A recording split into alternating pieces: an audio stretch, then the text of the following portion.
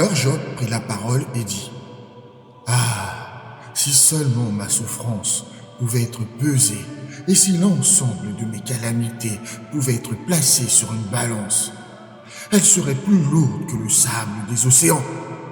C'est pourquoi mes paroles s'égarent parfois dans l'excès. Les flèches du Tout-Puissant m'ont transpercé, et mon âme en absorbe l'amertume.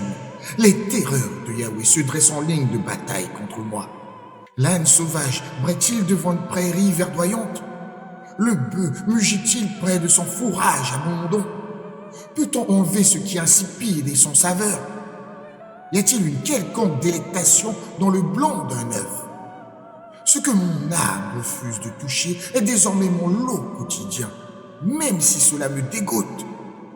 Si seulement mon souhait pouvait se réaliser, si Yahweh voulait bien exaucer mon espoir, qu'il me plaise de m'écraser, qu'il tende sa main pour mettre fin à mes jours, cela me serait une consolation, une lueur de joie dans cette misère infligée par Yahweh, car je n'ai jamais renié les paroles du Saint. Quelle force me reste-t-il pour espérer?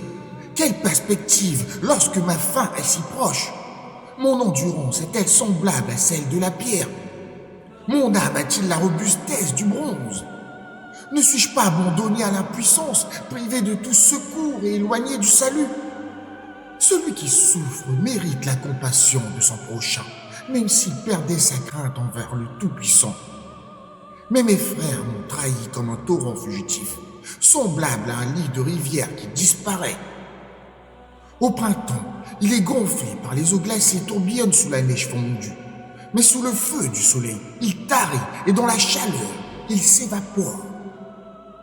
Les caravanes s'égarent en cherchant ces eaux. Elles se perdent dans le désert et périssent. Les voyageurs de Théma et les marchands de Séba guettent sa venue avec espoir. Mais ils sont humiliés dans leur attente. Arrivés sur place, ils sont remplis de confusion. Ainsi en est-il de vous. Vous êtes devenus un néant pour moi. Vous contemplez ma détresse et en êtes révulsés. Vous ai-je demandé de me donner quoi que ce soit, ou de faire un don de vos biens pour moi? Vous ai-je supplié de me sauver des mains de l'ennemi, ou de me racheter des griffes des méchants? Instruisez-moi, et je garderai le silence. Montrez-moi en quoi j'ai fauté. Combien les paroles vraies sont pénétrantes. Mais que prouvent vos reproches? Croyez-vous devoir critiquer mes paroles et les traiter comme le vent, simplement parce qu'elles viennent d'un homme désespéré? Vous accablez même l'orphelin et trahissez votre propre ami. Regardez-moi donc dans les yeux. Oserez-vous encore dire que je mens en face? Revenez à la raison.